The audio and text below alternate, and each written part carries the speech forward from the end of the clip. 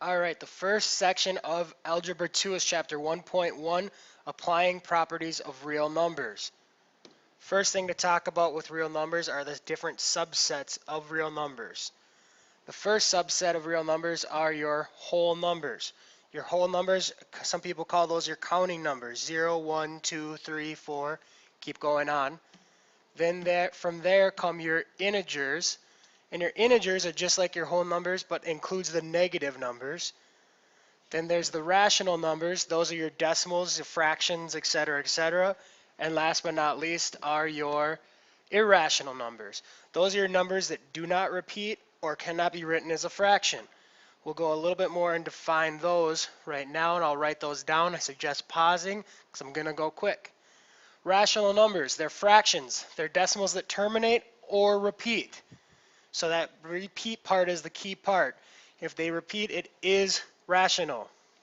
Irrational numbers, those are any number that cannot be written as a fraction or a decimal that ends and doesn't repeat. We're also going to need to know how to graph on number lines.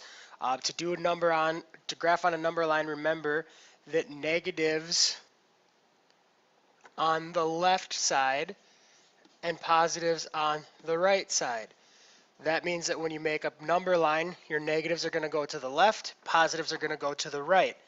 If you guys don't remember what a number line looks like, it's going to look like this, where you have a 0, then 1, 2, 3, etc., etc., -1, -2, -3. Notice the negatives go to the left, positives go to the right. Now, if we're going to estimate fractions, what we need to do is we need to look at a fraction. Say we're looking at the fraction -5/4. If we're looking at -5/4 and we need to put that on a number line, well, I'm going to bring my number line down here. I'm going to bring this guy down and I'm going to graph on there. Well, -5/4, we know that is exactly -1.25. But I don't have -1.25 on my number line, but I can graph that. We know it's a little bit more to the left than -1, so we have to go a little bit further to the left on our -1. So there is -1.25 or -5/4. Now we need to label our point, so we're going to label it -5/4. Now from there, we also are going to need to be able to estimate where square roots are going to be. So again, we're going to take our number line. I'm just going to clone this one quick, bring it down. We're going to take this number line, and we're going to estimate. So say I want to estimate the point where where a positive square root of 3 would go. Well, I know that that is between the square root of 1 and the square root of 4, because I can do those square roots real easily. That's between 1 and 2. Now I know that 3 is a lot closer to 4 than it is to 1, so I know that my square root of 3 is going to be a lot closer to 2 than it is going to be to 1. So I'm going to go and I'm going to estimate it, about right there. I might move it over a little bit because I can do that with the smartboard. And I'm going to make that the square root of 3, making sure I label my point there so I know where it is. All right, so here's an example of graphing a number of different ones. I want you guys to draw that out. If you guys haven't gone online and printed off the notes, you can easily draw that number line. Do that, and I will show you the answer in a second, so please pause right now. All right, here's what I got. See if you got the same thing. Now let's talk about the next thing, which is the properties of addition and multiplication. First thing we need to talk about is the commutative property. The commutative property tells you that if I have A plus B, that's the same thing as B plus A. The next thing with multiplication, that's addition. The multiplication says if I do A times B, that equals the same thing as B times A. Associative property, that uses the parentheses A plus B plus C. That's the same thing as if I do A plus B plus C. And the same thing for multiplication. If I do A times B times C, it's the same thing as A times B times C. Same thing. What the identity property tells you that is if I do a plus 0, I'm going to end up with the same thing I started out with, which is a. Multiplication is a little bit different. What I have to multiply a times is 1. So a times 1 equals a. That's your identity property. The inverse property, that's what you want in order to get down to 0, or sorry, to the lowest number. So the inverse property of addition is a plus negative a equals 0. The inverse property for multiplication is a times 1 over a. That doesn't equal 0, that equals 1. And note that a cannot equal 0 because if a equaled 0, this part right here would be undefined. The distributive property, what that is, that's when we take a times b plus c, and what that's going to equal is ab plus bc. So ab plus, not bc, but ac. You distribute that a through to each piece. Now, if you guys printed out the notes, I want you guys to try this problem on your own. Fill in the properties. If you look on the bottom, I have 6 properties listed for you, and I want you to put them in their right place. Pause the video now and try that, please. Here are the answers. Go ahead and check your work, see how you did. Next, we'll talk about unit analysis. And what unit analysis is, it's when you use operations in real-life problems. So you need to check the units in your calculations to make sure they make sense. So for this one, $600 worked 40 hours. So you got $600 for working 40 hours. How much did you make per hour? Well, this is kind of easy. If you look at it making per hour, well, we know then we're going to take how much money we have, and we're going to divide it by the number of hours we have. So number of hours.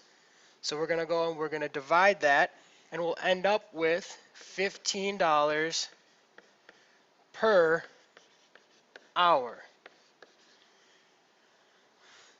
Now the earning rate, you work 4 hours and earn $36. What is your earning rate? So earning rate, really that's kind of the same thing. How much are we making per hour? So how many dollars per hour are we making? We're not going to do 4 hours per $36. We're going to do $36 per 4 hours. So how much are we going to make? Well, that'll be $9 per hour.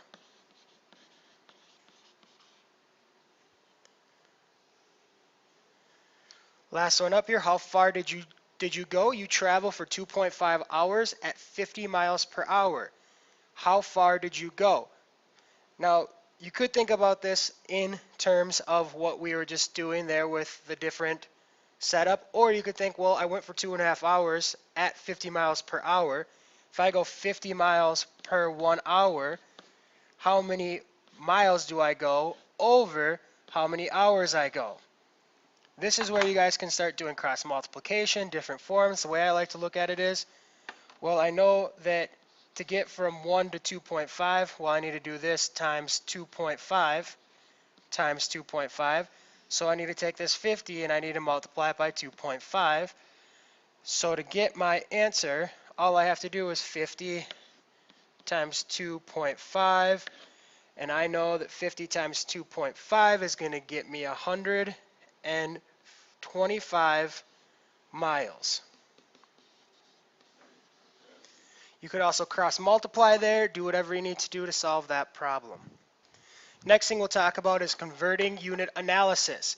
So what you need to know is using the labels in the problem, you need to ensure that the answers make sense. If you guys look on the back of your book at page 1025, it'll give you your common conversions. Now I'm going to come back to this problem, converting the 1 gallon per hour into ounces per second. We're going to come back to that one. First, I want to talk about the 350 feet to yards. So first thing we want to look at is how many feet go into 1 yard. And we all know that 3 feet makes 1 yard. So I know that 3 feet is 1 yard. Well, if we have 350 feet, we can look at 350 feet and we have to figure out how many yards we have. I'm going to call that x. Well, now we can cross multiply. We have 3x equals 350. Divide by 3. So I'm going to divide by 3 like I said, and we're going to get that we have 116 2/3 yards. All right, if we have 4 gallons to pints, well, if you look at that, there are 4 quarts in 1 gallon. There's 2 pints in 1 quart, so that means there's 8 pints in 1 gallon. So 8 pints per 1 gallon. So now if we have 4 gallons to pints, we know we have to make that equal the 4 gallons over how many pints? Well, I'm going to call this one y because I can. So cross multiply, we'll get y equals 8 times 4, 32, and it's going to be pints is what we have left. All right, you drive 45 miles per hour, so 45 miles per 1 hour. What is your speed in feet per second? So we need to change our labels to feet per second, which means we need to multiply our miles to get to feet. Well, we have 5,280 miles or feet per mile, so we need to multiply this by 5,280 feet over, and we need to put the 1 mile here. The reason we want to do that is we want our miles to cancel out, and they do that. Well, we also need to change our hours to seconds. So we know we need to put it on the bottom here, and we know that there's 3,600 seconds per 1 hour. So 1 hour equals 3,600 seconds. I can do that by simply doing there's 60 minutes in 1 hour, there's 60 seconds in 1 minute, so we know we just multiply those. Now if you notice, the hours cancel out as well. If you look on the top, we have our labels, feet over second. Now all we have to do is multiply across, multiply on the bottom, and we're good to go. And that'll get us 237,600 feet per 3,600 seconds. Now we're going to need to do some simplifying. So the simplest, easiest way to look first is going to be cancel out the zeros, divide by 2, and we'd get 1,188 over 18. Well, we can still divide by 2, so I'm going to divide by 2 again, which will get me 594 over 9. Now I can actually even divide by 9 again. So we'll divide by 9 and we'll actually end up with, and I'm going to pull it over here, 66 feet per 1 second. Now we can't just write that as 66 because we don't have that, but we can rewrite this if we want to write it simpler to 66 feet per second. We can do that if we want. Smartboard's acting up, sorry about that. Now I'm going to let you guys try this last 2 on your own. So I'm going to put another slide up to pause it. So pause it please and try it on your own. I'll put up the answers.